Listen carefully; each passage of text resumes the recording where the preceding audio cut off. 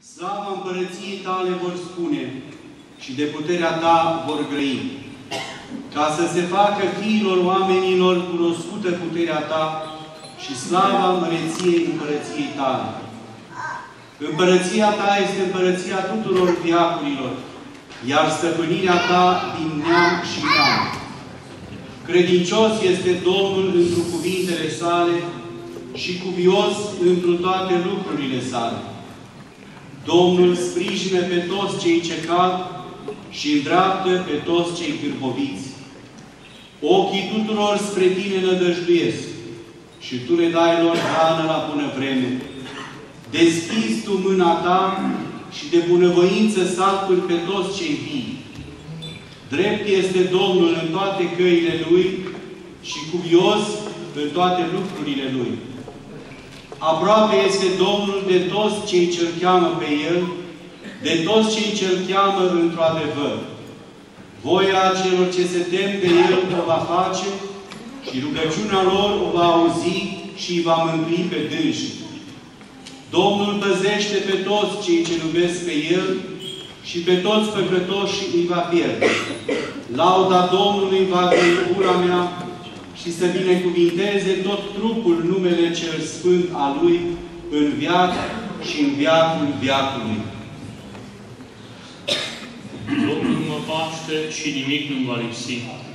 La loc pășune, acolo m-a sălășluit. La apa odihnei m-a hrănit. Sufletul meu l-a întors, povăsuit-mă pe căile dreptății pentru numele Lui. Că te voi și umbla în mijlocul morții, nu mă voi teme de rele, căci tu cu mine ești. Toiagul tău și varga ta, acestea m-au mângâiat. Gătit ai masă înaintea mea împotriva celor ce mă necăjesc. Uns ai cu undărăm capul meu și paharul tău este adăpându-mă ca un puternic. Și mila ta mă va urma în toate zilele vieții mele, ca să locuiesc în casa Domnului într-o lungime de zile. Cât de iubite sunt lăcașurile tale, Doamne al puterilor!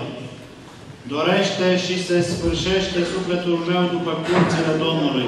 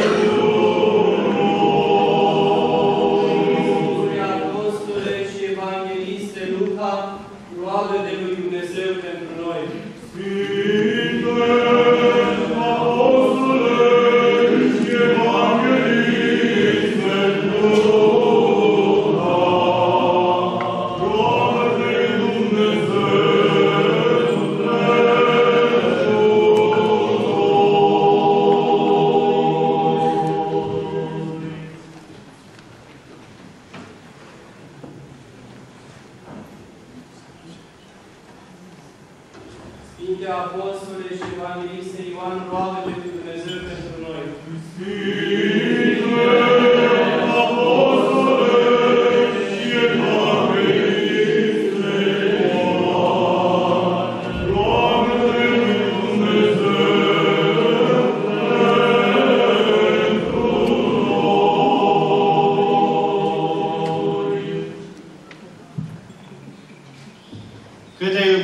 Lăcașurile tale, Doamne al puterilor, dorește și se sfârșește sufletul meu după curțile Domnului.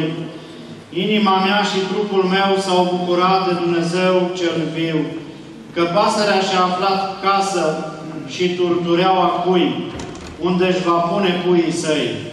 Altarele tale, Doamne al puterilor, Împăratul meu și Dumnezeul meu. Fericiți sunt cei ce locuiesc în casa ta, în vecii vecilor te vor lăuda. Fericit este bărbatul al cărui ajutor este de la tine, Doamne. Suișuri în inima sa a pus. În valea plângerii în locul care i-a fost pus, că binecuvântare va da Cel ce pune lege, merge vor din putere în putere, arăta se va Dumnezeul Dumnezeilor în Sion. Doamne, Dumnezeul puterilor, auzi rugăciunea mea. Ascultă Dumnezeului Iacov. Apărătorul nostru vezi, Dumnezeule, și caută spre fața unsului Tău. Că mai bună este o zi în curțile Tale decât mii. Ales a fi lepădat în casa lui Dumnezeu, că mai bine decât a locui în locașurile păcătoșilor, că mila și adevărul... Iată acum ce este bun și ce este frumos, decât numai a locui frații împreună.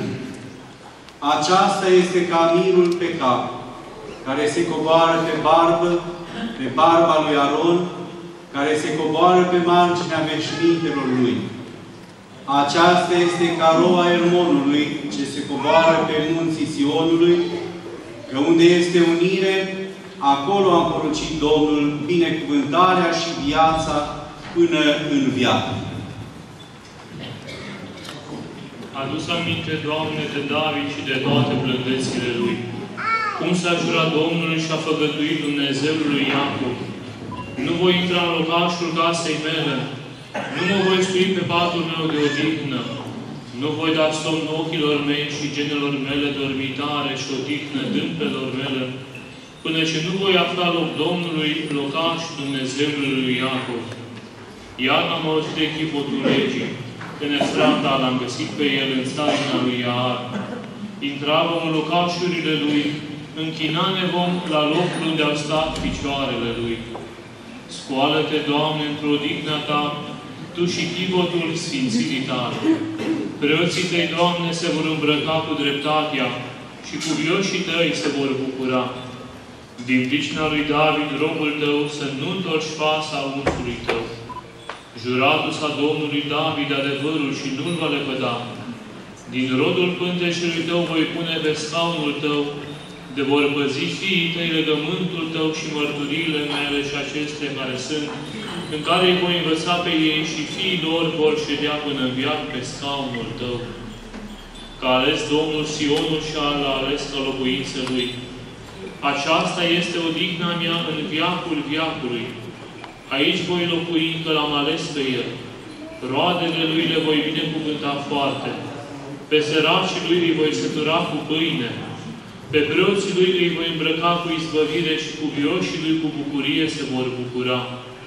Acolo voi face să răsară puterea lui David, gătita în făclie unsului meu. Pe vrăjmașii Lui îi voi îmbrăca cu rușine, iar pe dânsul va înflori sfințenia mea. Domnul a împărățit într-o podoabă s-a îmbrăcat. Îmbrăcatul s-a Domnul într-o putere și s-a încins pentru că a întărit lumea care nu se va clătina. Gata este scaunul Tău de atunci din veac ești Tu. Ridicat au râurile, Doamne, ridicat au râurile, glasurile lor. Ridicat au râurile, valurile lor. Dar mai mult decât glasul apelor clocotitoare, mai mult decât spuciumul neasemuit al mării, minunat este întru cele înalte Domnul. Mărturiile Tale s-au adeverit foarte. Casei Tale se cuvine sfințenie, Doamne, într-o lungime de zile. Judecă-mă, Doamne, că eu într-o nerăutate am umblat și în Domnul nădăjduind nu voi slăbi. Cercetează-mă, Doamne, și mă ceartă. Aprinde rărunchii și inima mea, că mila Ta este înaintea ochilor mei și bine mi-a plăcut adevărul Tău. Nu am șezut în adunarea deșertăciunii și cu călcătorii de lege nu voi intra. Urât am adunarea celor ce viclenesc și cu cei necredincioși nu voi ședea. Spăla voi întru cele nevinovate mâinile mele